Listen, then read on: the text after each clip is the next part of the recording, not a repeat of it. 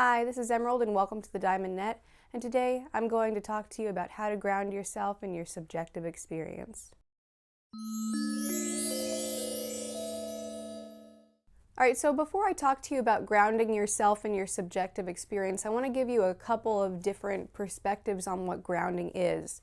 So let's talk about the practical level first. So from the practical level, you know that grounding is actually making it to where, like let's say if you're working with electricity or something, that you don't get affected by the electricity because you're grounded in something. And so the electricity doesn't really affect you. Also, if we take a more new age, spiritual kind of approach to grounding, it has to do with actually being firmly grounded in the third dimensional world. The idea is that there are other dimensions and you can become more in tune with those dimensions, but when you're grounding, you're actually trying to solidify your experience here. You're trying to ground yourself in 3D reality. Now, from this perspective, it might seem less spiritual to do so, but really, because everything it comes from a spiritual source, really the third dimensional plane isn't any less spiritual than any other higher dimensional plane that there might be out there. But that's more on the spiritual,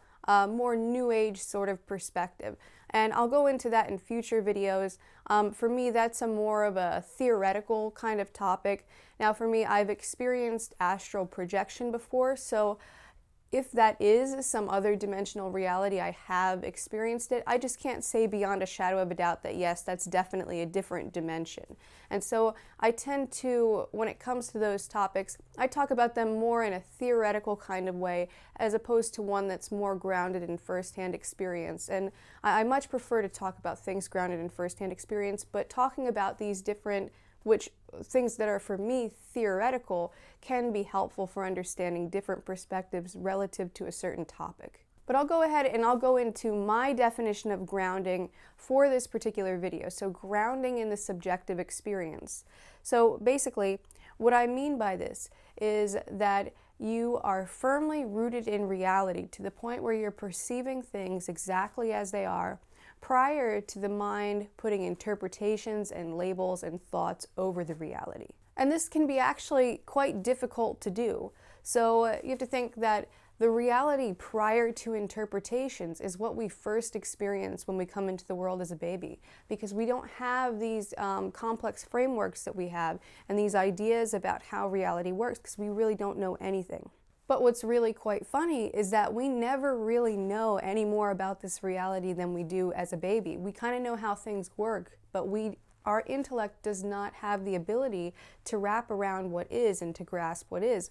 We're always sort of interfacing with our own interpretations, which will have a lot to do with our own personal experiences and our indoctrinations. And so when you're seeking truth, what you're trying to do is you're trying to strip away those interpretations from reality, to see the reality that's actually there before you actually place any ideas over top of it. So an example of doing this is like, all right, if you hear someone speaking in a foreign language, what you hear is basically a collection of sounds. And if you have no knowledge of this language whatsoever, it's a completely foreign language that you've never even heard before, all it's going to sound like is a bunch of sounds. And this is the most true way to experience that reality. However, if you notice, if you know the language, like for me, I'm clearly fluent in English, I can't hear English in the same way that I would hear Swahili. I have no knowledge of the Swahili language, and so I can hear that language a lot more, I suppose, accurately than somebody who does speak Swahili and has already the ideas of what those sounds mean. So in this sense, it's like the interpretation overshadows the reality itself. And so when you're trying to ground yourself in your own subjective experience, you're trying to the best of your ability, pull apart your interpretations from your actual experience of the thing.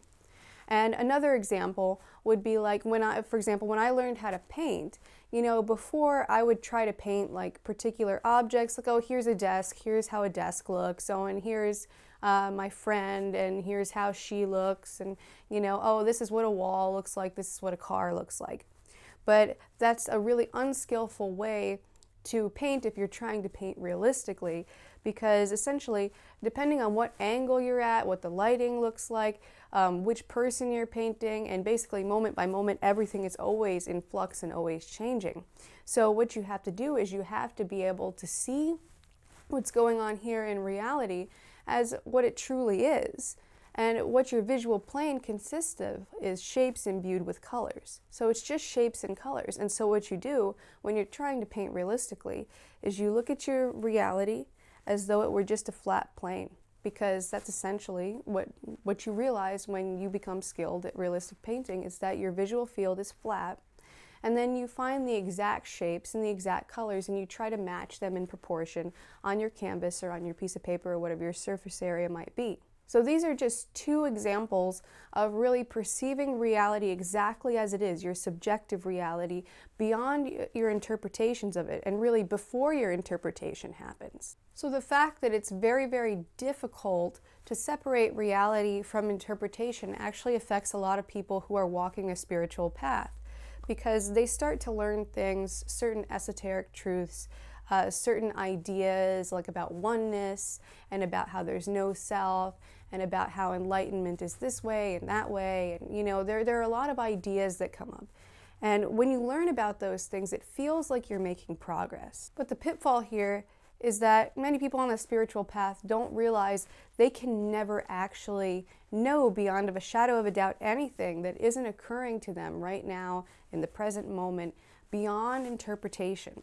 So that's literally the only thing that you actually have access to. The rest is just an idea, and ideas can help for practical reasons, but you can never actually intellectually know what's true. So an example that I've seen of this problem is that I follow a forum where a lot of people are seeking enlightenment, just like myself. And I've noticed that a lot of them who have not had experiences of ego transcendence yet, or haven't even had a taste of what enlightenment might be, get in these sort of debates about non-duality. And it's quite unproductive, I find, because it's you're just kind of regurgitating things that you read and maybe that made sense to you. But so often it's forgotten that knowing these truths don't actually help you get closer to enlightenment, because enlightenment is always about emptying the cup, is always about being in a state of supreme receptivity and opening up yourself to the fact that you really know very, very, very little about this reality, if anything at all. And so it's very, very important not to ignore what's real and tangible in the present moment for the content of a thought. So for example, if you intellectually know, oh yeah, well, Adyashanti told me that there's no self, and so I know that there's no self now, so insight achieved, and then you go arguing and you say, oh no, this isn't true because there's no self there to have this experience. So it's very, very important to be able to recognize the difference between the content of a thought and an actual tangible reality that's occurring for you right now in the present moment. Because we can get in a habit of actually ignoring our emotional reality because we think that somehow it lays contradictory to our theories and ideas about enlightenment. So now that we've gotten that out of the way, let's talk about what's actually real. And so what I said before is basically what's real right now, or what's experienceable right now is maybe a little bit more of an accurate way to say it, is that anything that's occurring for you right now in the present moment that is in your 5 sensory fields, so sight, sound, taste, touch, and smell. So anything that's in those 5 sensory fields, something you can actually become directly mindful of and that has that consistency, that's something that's experienceable for you right now in the present moment. Now, it might be a little bit different, like if you're deaf or if you're blind, maybe one of those sensory fields is not there for you, but generally speaking, you can expect those 5 sensory fields to be there. And then you also tangibly have thought that you're working with. So your thoughts, are quite illusory. You can start thinking that the ideas within the thought are true and real, but that's not actually true. That's an illusion. But the thought itself is a real thing. It's an actual tangible reality for you. So because we have these sort of 6 fields of perception, we can actually detach from the content of our thoughts and our ideas about what should be, what shouldn't be, what enlightenment is, what truth is. We can detach from those ideas, which are literally just ideas. And we can actually become mindful within this present moment reality. This is what we have of reality, is only right now, all the time. And so you can take a moment and you can focus yourself toward your thoughts and toward the sensations in your body and toward your visual field and toward your other sensory fields. And you can actually perceive what's actually there beyond assumptions, beyond frameworks. So I talked a little bit about an audio example earlier when I mentioned how you're hearing just the sounds and you're hearing a more primary experience of your auditory sense when you're hearing somebody speak a foreign language that you've never heard before. Also, I gave an example for the visual field when it comes to trying to paint realistically, where you literally just see the shapes and colors. But you can also do this with your other sensory fields.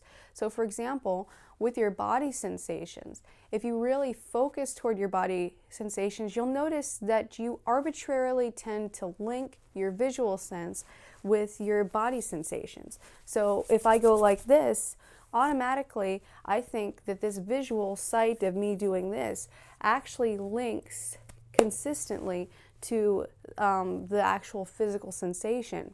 In a sense, they do work in tandem, but you also have to experience that the dimension in which your visual experience happens is completely separate from the dimension in which your tactile experiences happen.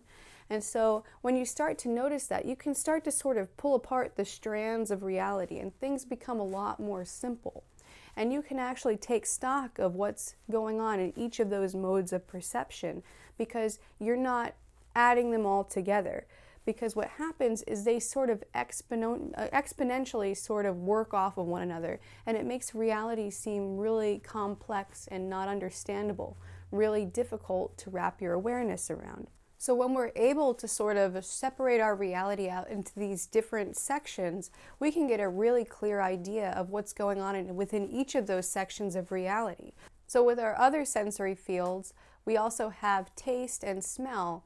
And I even think that it's quite possible that these are even just similar to body sensations, only they're more intense in some ways and more complex in some ways. And so it translates to us as a smell or a taste. But this is something I'm not sure of. It's something that I have focused on before and tried to observe, but I haven't got a really clear idea yet. Now with your thoughts, if you want to get a really clear idea of what's going on in that range, because the thoughts are a lot more nebulous and there's a lot more illusion to them, you can get very easily hemmed into the ideas that are actually going on within the thought as opposed to experiencing the thought as what it is in itself. So you want to notice that thoughts are basically a collection of hazy sensory experiences. So you have a little voice in your mind, just like you would have your actual voice, but it's talking in your mind and it's kind of fuzzy and hazy and it slips away right away. It's just not as easy to grasp onto. But it mimics sound. And also you have your visual images that happen in your mind, and those mimic regular visual images. Then they pop up in your mind, but they're also very hard to grasp onto, very hard to see details to. So we have these two main ways, but you can also experience like hazy phantom sensations, like if you imagine how something feels, like you can imagine what it feels to clap your hands, like what that sensation feels like on your hands. Or if you're doing that with the taste and the smell sensory fields, you can imagine what the smell and taste of an orange is. So basically your mind, it like allows you to visualize these aspects of reality in a very hazy way. And so one thing that becomes very helpful to do if you want to become aware of what's going on in your thought field is that you can kind of try to figure out where those things happen in relation to one another. What I notice is that my inner voice, my auditory hazy thought sensation happens like it almost seems like in the back of my head or toward the center of my head. That's where I imagine it to be. And I think like there might be actually some spatial reality to that, but I'm not 100% sure. But it very much feels that way to me. As far as visual sensations go, it seems like it happens out here in front of me. Like I can close my eyes and I can see these images come up in my mind's eye, but it almost seems as though they're occurring out here somewhere. And then when it comes to like physical sensations, it's almost like I feel the phantom sensation within my body. Or when it comes to smell or taste, it feels like I'm feeling them in the actual places that they would normally occur. And so these are things that you want to actually observe about your thoughts to get a really, really clear idea of what's going on with your thoughts. You also want to treat your thoughts in the same way that you would treat any other sensory perception, with a certain degree of detachment. Like if you see something weird happen out here in reality, you don't blame yourself for that. Or if you hear somebody say something weird, you don't blame yourself for that. So if a weird thought comes up or a thought that makes you uncomfortable comes up, keep in mind that you have just as much control over your thoughts. You don't really control them. Thoughts just sort of spring up into your conscious mind. So it's important to be detached from thoughts and to realize that they don't mean anything necessarily about your own character, because if you start thinking that your thoughts mean something about your character, then you're not going to be fully mindful of what's there. You're always going to be resisting what's actually there in reality and trying to make yourself look better to yourself. So you want to sort of, for the time being, remove those taboos and just let your thoughts do whatever they want to do. But now that we know what it means to actually be grounded in the subjective experience and the components of those subjective experiences, like why would this be important to do in the first place? And there are a lot of reasons for this, but essentially one of the main reasons that I see is simplicity. So you can kind of simplify what's going on in your reality, which automatically makes it more manageable. And you can bring that simplicity into your practical life, into your spiritual practice, and into really anything. Because when you can simplify things down to their elements, then you can create anything from that. And it becomes much easier to just live life. So for example, let me give a practical example.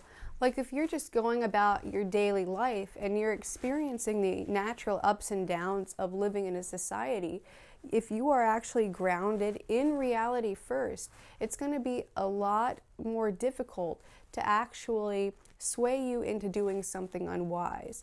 So if you're firmly grounded in your own reality and somebody says something that's contrary to that reality, you know that that person is probably trying to pull one over on you. So you're not going to fall into their trap. Or if you're trying to do something creative, like start a business or become an artist, you can essentially boil down all of those sensory experiences to their elements and then use whichever of those elements that are going to help you most. And you can start to build a really strong platform for like literally anything from that groundedness, from that state of really digging your roots deep in the ground. Now, with regard to spiritual practice, this is a very, very key point. I think a lot of people tend to think that this reality is somehow not the spiritual reality and that the spiritual reality is someplace else and this is just the place that we go to before we go to the other spiritual reality. But I have found from firsthand experience that that's not true. This is every ounce as spiritual as anything else. Everything is all one thing, and this reality doesn't get excluded from that. So to me, my spiritual practice is not necessarily about reaching to other realities or trying to experience something novel and different from what's going on here. It's really about cultivating a deeper awareness of whatever it is that I experience, and to cultivate such a deep awareness that all delusion falls away. So for example, prior to learning how to paint realistically and learning how colors worked, I would look at something and I would only see my label of that thing. So I would look at a white wall and I would say, oh yeah, that wall is white. And in a sense, on a practical level, yeah, that's perfectly fine to say that, that's perfectly true. But if you're actually trying to experience the reality, you'll notice that there's no wall and hardly any whiteness. So basically, whatever shape the wall is, it's just a shape. And when you start to notice and you start to really hone your ability to be aware of what's going on in reality, you see so many things about reality that other people generally miss because they're used to interfacing with their idea of reality as opposed to the reality itself. So right now, when I look at a white wall, I have the realization that essentially every visual thing in reality functions as like a really soft mirror that mirrors every other shade and color that's around it. And so when I look at a white wall, I might see greens and blues and yellows and pinks and things that other people who have not honed themselves into the reality can't even see right now because they haven't trained themselves to see it. And so once you develop this degree of sensitivity to what's going on within every field of awareness that you have, you can be so much more masterful in life. And it can give you such a deeper, richer experience of what's going on. So this is why grounding in your subjective reality is so important, because your subjective reality is the truth for you. That's where you find the truth. The truth is not in an idea or some like non-dual philosophy or something that Adyashanti or Muji tells you. It's right here in your subjective reality, and it's already in front of your face. You just don't see it yet because you're not sensitive and open enough to see it. But it's always been there, no matter what. It's just that your ideas insulate the truth from you. And so when you become able to see reality beyond your ideas of it, that's when the truth starts to glitter through. So in order to ground, you want to create mastery over all of your sensory fields and over thought, so that you can look directly in any one of those and in any moment be able to become immediately aware of the complex, nuanced reality that's going on. And infinity occurs within every moment, and so every moment is infinite. You can look infinitely complexly, and you can expand your awareness down into the reality to the point where you come out on the other side. And that's, in my eyes, that's sort of what enables things like enlightenment to occur.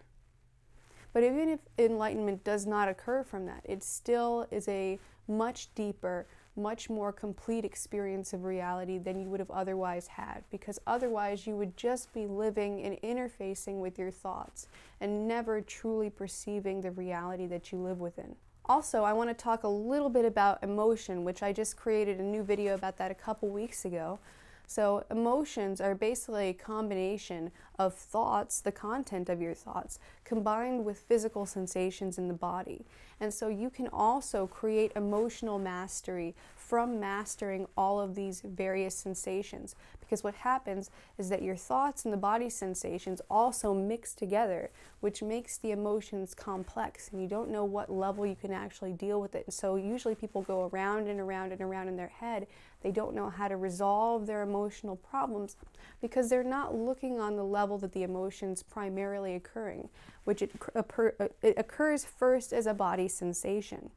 And so this is the wisest way to approach emotional healing, is to go directly to the body and to focus directly on that and get a really deep awareness of your emotions as they arise.